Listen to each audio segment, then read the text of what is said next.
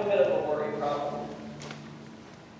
I realized this one night a couple of years ago when I was up all night, tossing and turning, because I was really concerned about the tragic state of someone else's marriage. The couple had been very devoted to each other, but then the wife had had an affair with a much younger man. And even though the husband wanted to save the marriage, he was in a lot of pain, naturally, and it wasn't clear that it could be saved. It was heartbreaking. I might have gotten like 2 hours of sleep that night worrying about it. I've lost sleep worrying about other things too, but the reason that night was so memorable is that the couple I was worried about didn't exist. They were fictional characters in a book I was reading. That was when I realized something. That is exactly as effective as all worry is. Worry never fixes anything. Like Barb was telling us earlier, when we worry, we might as well be trying to fix the fictional marriage of some fictional characters in a book we didn't write. Right? But Pastor Jen, you might be saying, that can't be right. I mean, I've never lost sleep over people who didn't exist. And I don't worry. I get concerned. I get concerned about real stuff. You guys, I get concerned, along with the best of you, and the real stuff I get concerned about ranges from my elderly dog not sleeping at night, which means that I lose sleep from that too, all the way to the numerical growth of this church and the spiritual growth of you and me.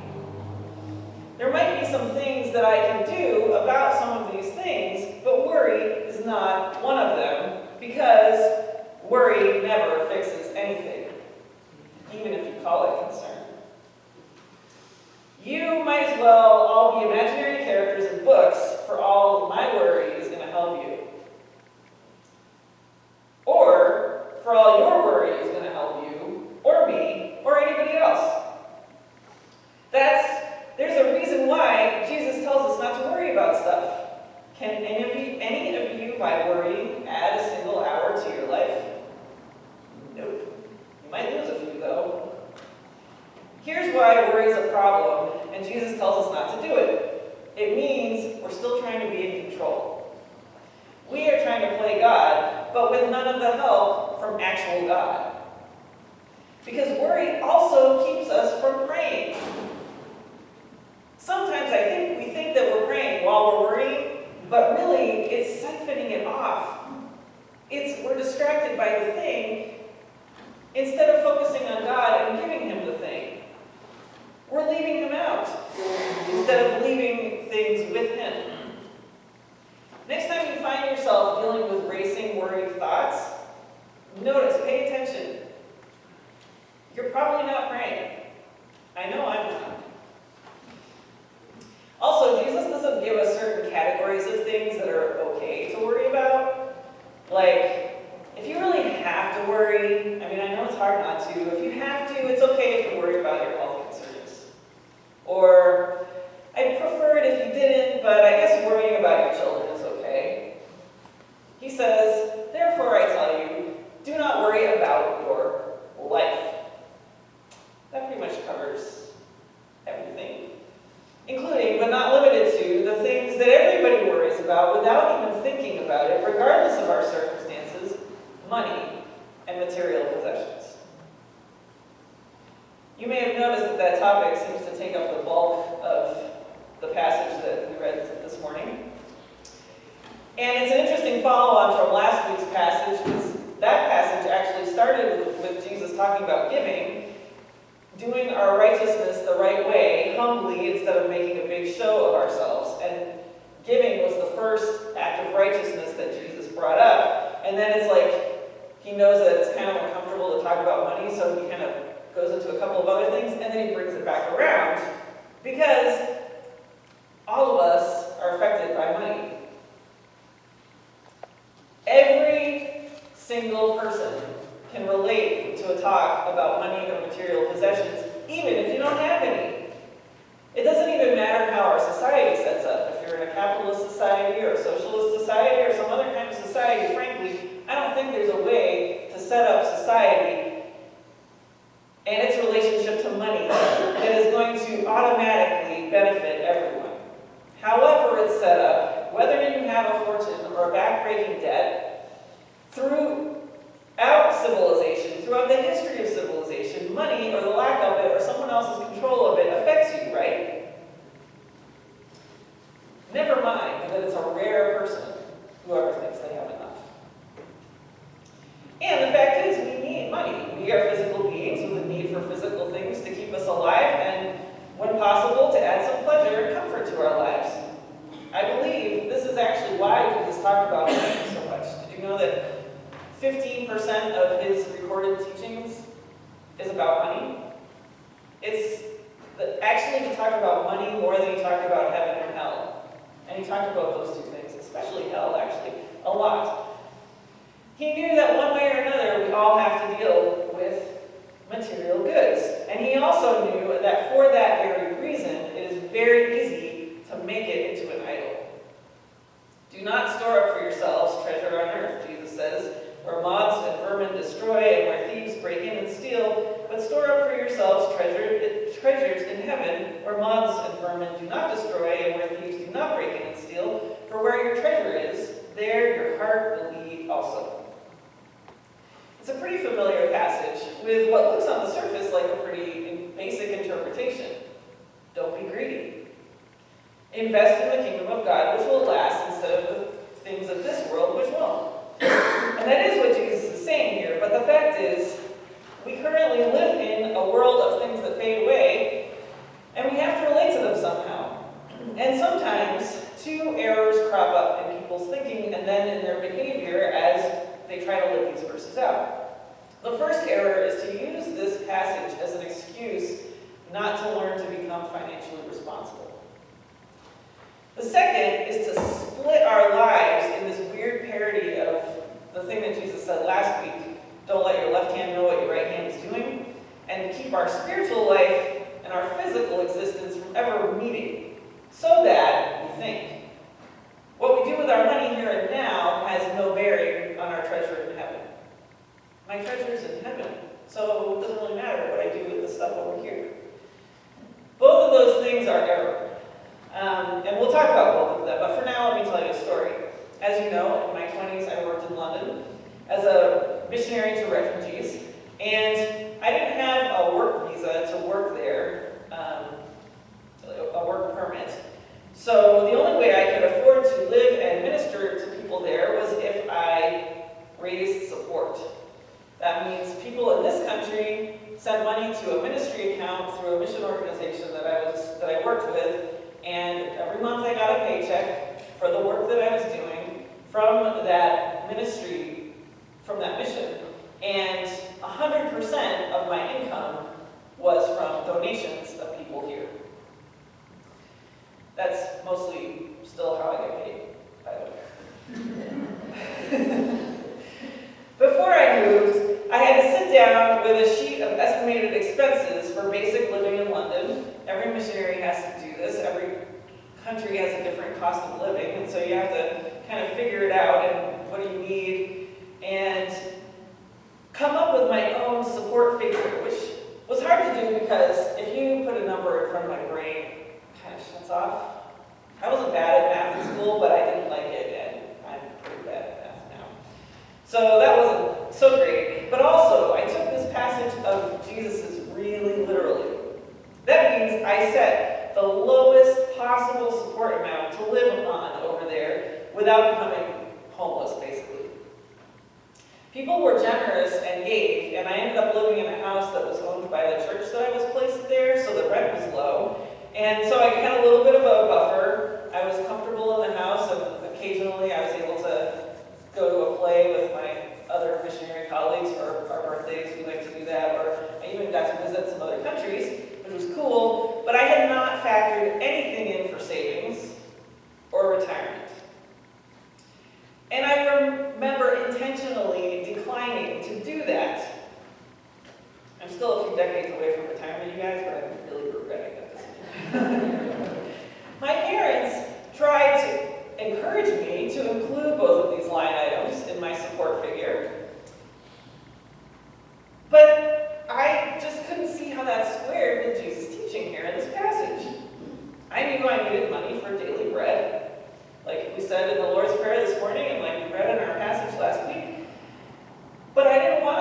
treasures for myself on earth, and that's what the words retirement and savings sounded like to me at 24. And I was quite sure that by living on a shoestring and being a missionary to refugees, I was storing up treasures in heaven. Well, wasn't I? I think probably yes and no.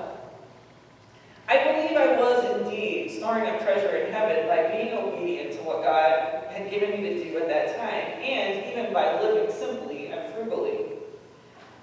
But I also was not thinking ahead to any future ministry God might call me to, imagining, as 24-year-olds sometimes do, that everything would just stay the same, that I would always live in London and people would always want to give money to me.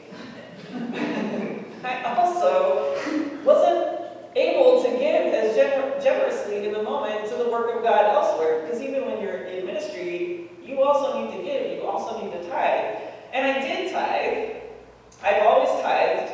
I'm giving God at least 10% of my income, even when times are tight, but quite often there was a sense of reluctance or fear or even worry in it.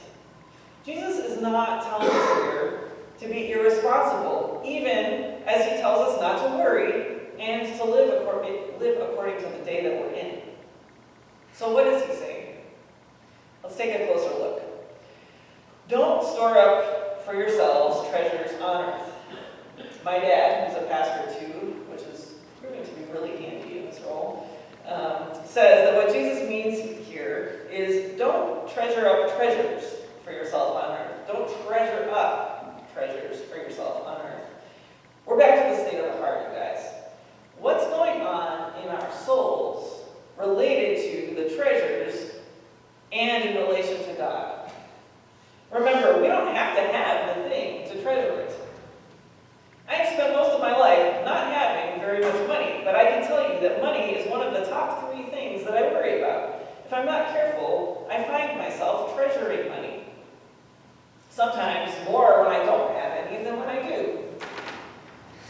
Take a moment to be honest with yourself. Ask yourself, what are the earthly things that I treasure? What are the things that keep me up at night? The things that I invest most of my energy trying to acquire?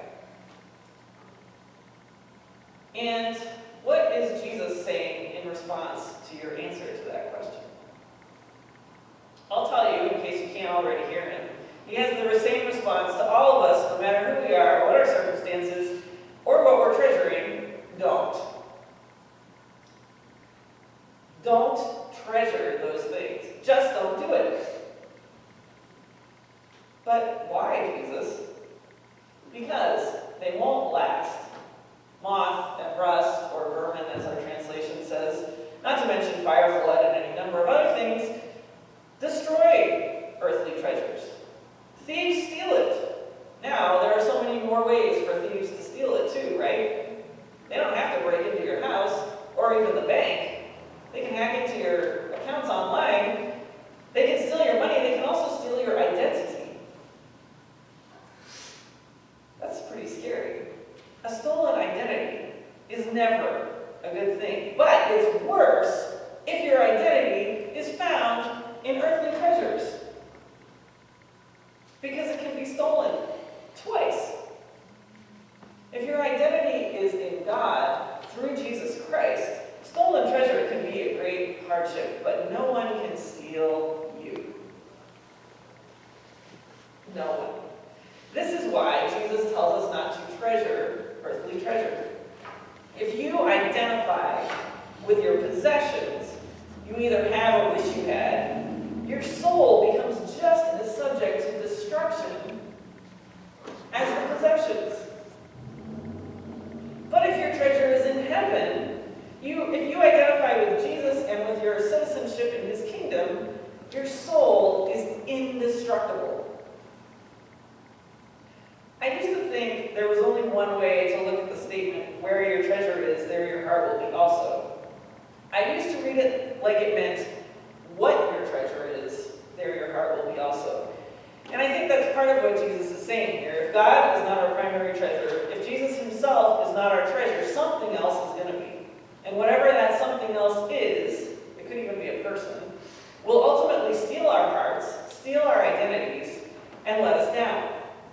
Jesus wants to be our ultimate treasure, and he will never let us down, even when everything else and everyone else in life does.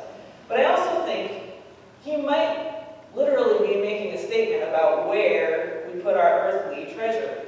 The stuff we still have to work with every day, whether it's our source of identity or not. So, where your treasure is, there your heart will be also doesn't just mean what your treasure is, there your heart will be also, but what it actually says. Where your even earthly treasure is, that's where your heart will be too. The fact is, even when we have accepted Jesus' invitation into his life and his kingdom, it's pretty easy to accidentally slide the treasure into things of this world without even realizing it, because where we invest the world's resources, which we do have to deal with, also directs our hearts. We know from other parts of the Gospels that Jesus is not anti-fun. But if we are spending money on frivolous things only, or just for ourselves or our own gratification, we are in grave danger of forgetting our true treasure, Jesus himself. And our hearts can be pretty easily stolen by the other places where we put our money and our earthly goods. Where my earthly treasure is actually shows where my heart is. That is why tithing is so important. I know we talked about it a little last week, but Jesus mentioned money in his sermon twice, so we're going to do it too. Listen, when we commit to giving to God at least 10% of the resources he grants us, even when the bills are too big, even when we're tempted to say, as I have been, sorry God, I have to take this month off, I'm trying to be responsible here, it also reminds us of who and what our real treasure is. And it keeps our hearts in the right place. And it makes us so much more aware of the truth that we very readily forget, which is everything is God's anyway. It's already all his. If we think it's ours, we're only fooling ourselves. But if we know it's already his, we are free to dedicate at least 10% to him, to our church, for him to use through our church and in our community. And we will be much more likely to use the rest wisely, and we will be less likely to allow our hearts to slide away from their heavenly treasure into the earthly realm of decay and death, of things that break and let us down, and blind us. So, verses 22 and 23 seem like this weird little non sequitur in this passage. They don't sound like they relate to anything else that Jesus is saying here. He says, the eye is the lamp of the body. If your eyes are good, your whole body will be full of light. But if your eyes are bad, your whole body will be full of darkness.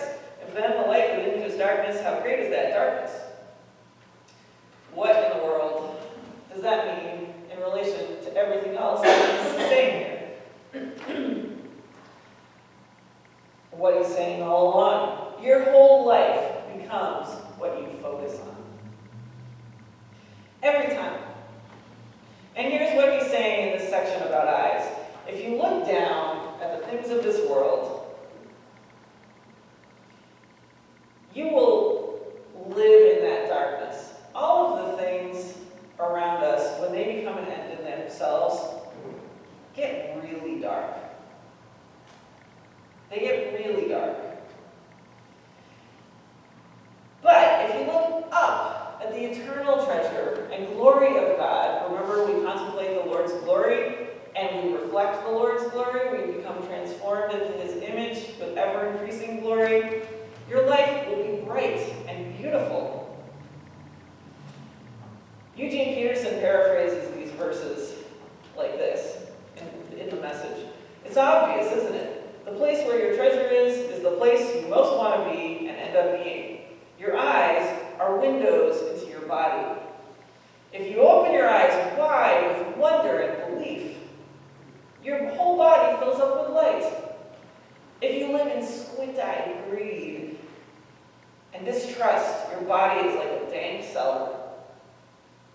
We know what those are like here in New England. If you pull the blinds on your windows, what a dark life you will have. Because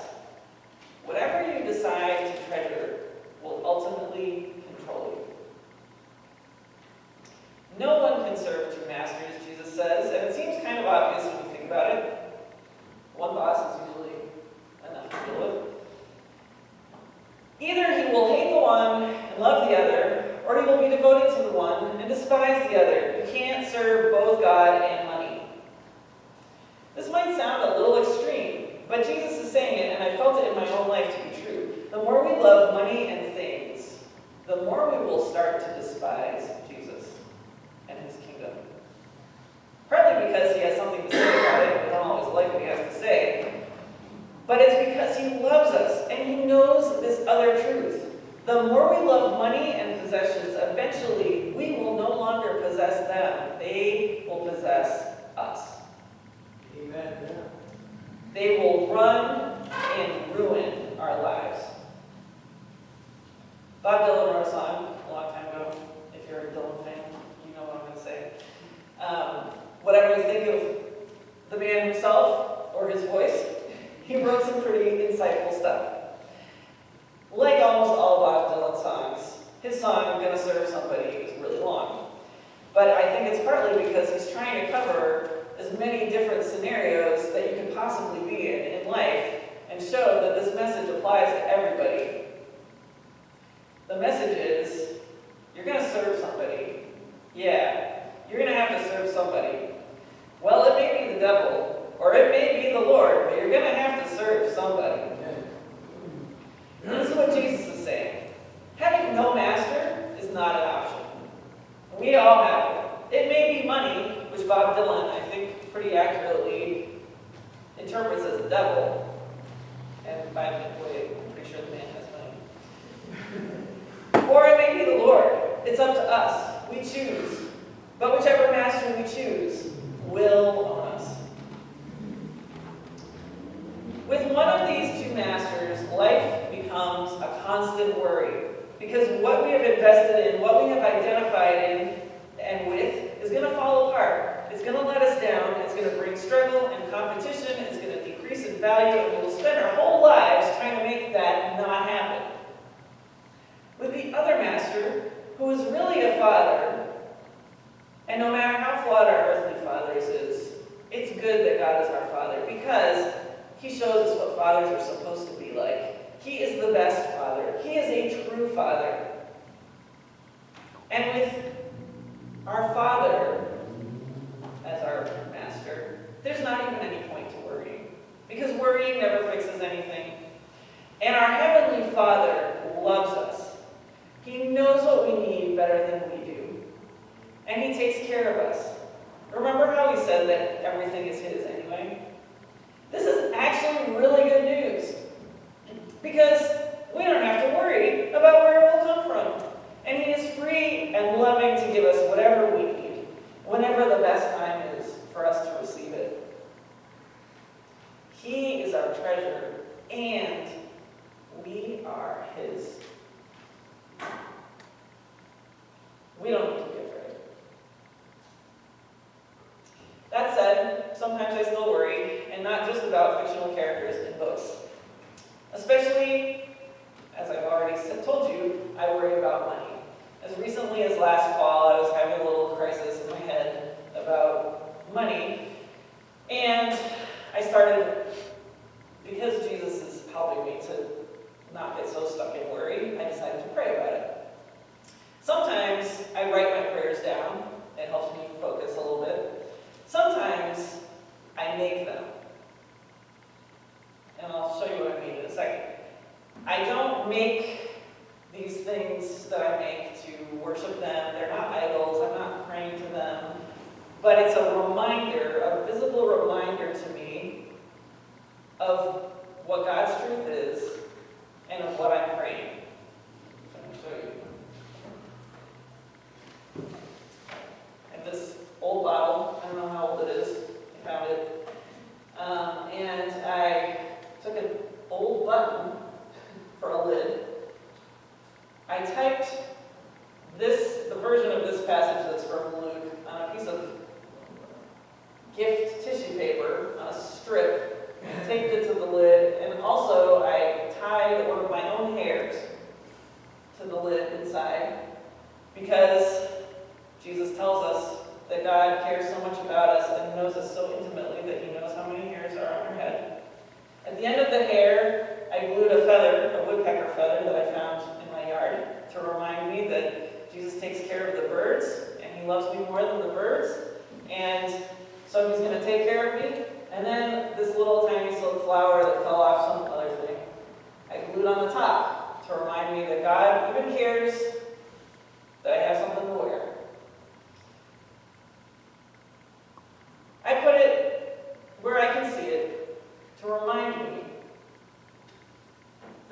once of the Father, he is my treasure, and I am his.